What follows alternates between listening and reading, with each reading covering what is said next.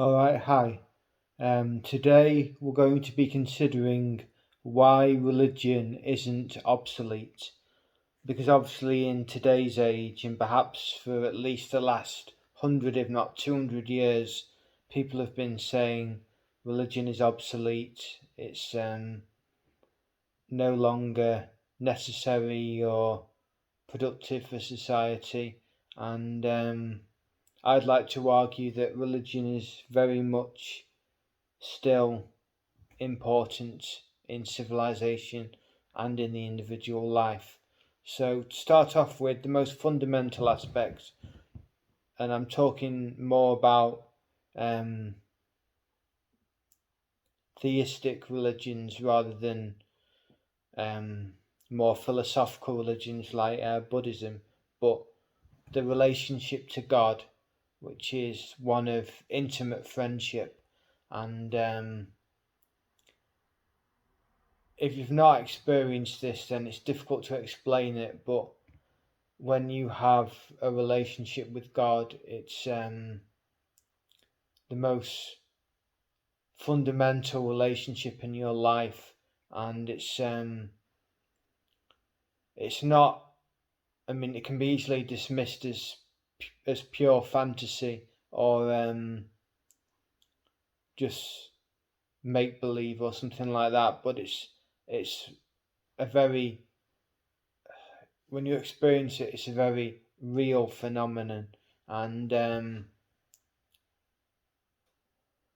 it's ultimately a matter of philosophical perspective, whether you want to call it a delusion, like Richard Dawkins does in his book, or whether you want to consider it to be real spiritual experience. And I definitely side with the latter because if you think about it philosophically, the concept of God as the ground of all being makes sense. So his existence makes sense, and it makes sense that he would anthropomorph- anthropomorphize himself to man's perspective. So he would reveal himself to man in a way that man will understand. Now that just makes logical sense. And even though God is beyond all form and beyond all names and all that sort of thing, but yeah, it's one of intimate friendship, and it's very important to me. Just being able to pray to God or to speak with God, and like the moments of deep meditative prayer where I'm having a conversation and it's very mentally healthy and very productive because I'm getting assistance with the various aspects of my life, and it's like spiritual direction directly with God rather than with a priest or a spiritual director. And I find my relationship with God to be really important. And then there's the divine office, otherwise known as the liturgy of the hours. And I find this in itself is perfect for spiritual direction, because I think that every time I read an hour, it echoes in my mind, and it allows me to focus laser sharp on the current situation of my life. And it seems that every hour in the divine office is applicable to the current situation in my life. You can draw so much wisdom from it and apply that to your own life.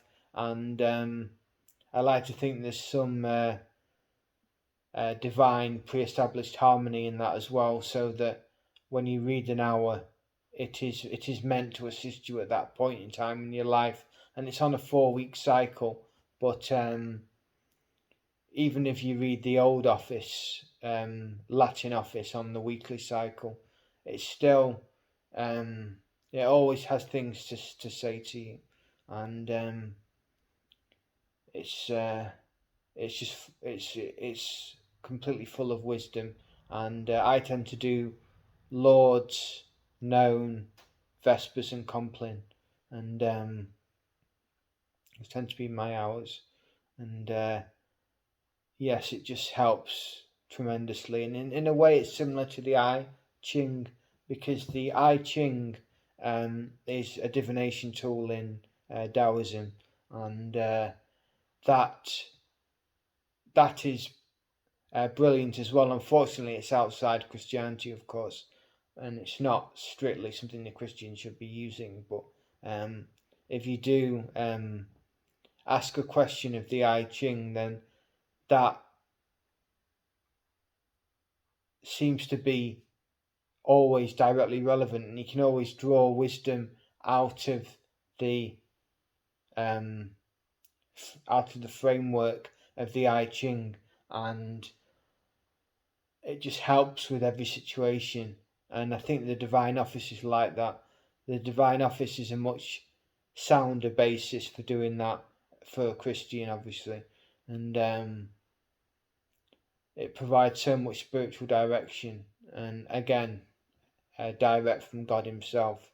And then there's the Rosary and the Divine Mercy Chaplet, and these are both favourite spiritual practices of mine because they're meditative, soothing, they promote excellent mental health, and of course, they allow for spiritual improvement at the same time, the improvement of your soul by taking part in these prayers.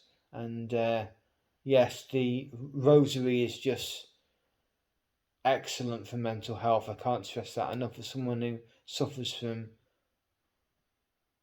from fragile mental health, the Rosary really sets your mind at rest for the remainder of the day. It's a brilliant exercise, and there's lots of equivalents in different religions, like in Buddhism, the chanting in Buddhism, for example, because obviously it's a repetitive prayer. The 53 Hail Marys in the Rosary, and but it really establishes a trance-like meditative background for the for that moment of deep prayer, and I think that's really important. And then there's public practice in the sense of a religious community. Now, this is something I struggle with.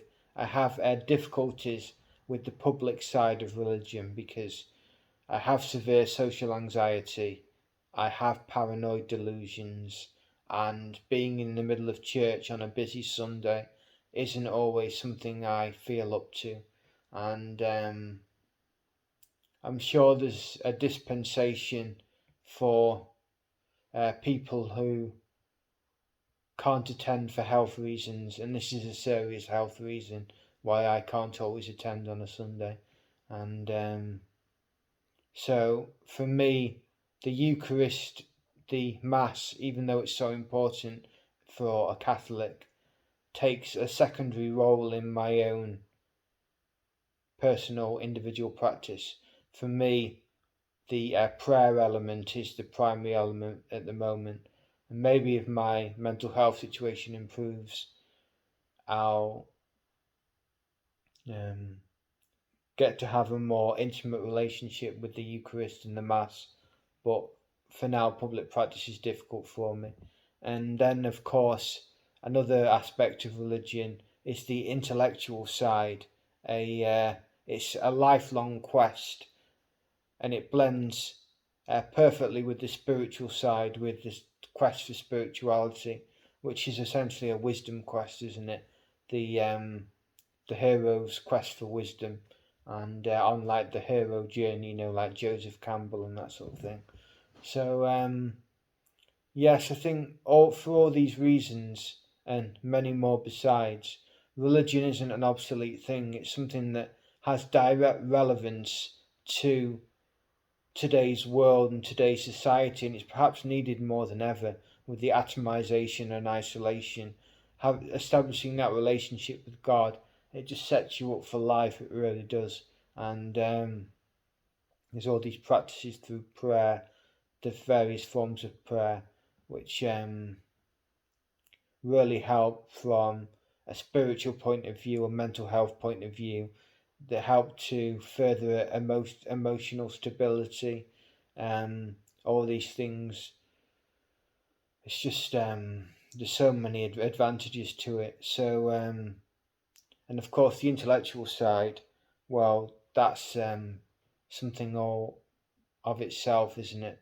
Um, so many of the famous poets and philosophers were inspired by religion, so having a sense of that yourself really helps in the overall understanding of the not only the trajectory of Western civilization, but of the East as well, with obviously in Hinduism, for example, their religion completely permeates Indian literature and Indian philosophy.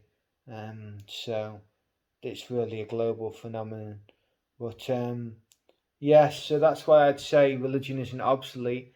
And as a final point, people like Richard Dawkins, who like to claim that religion is a terrible, a terrible delusion and actually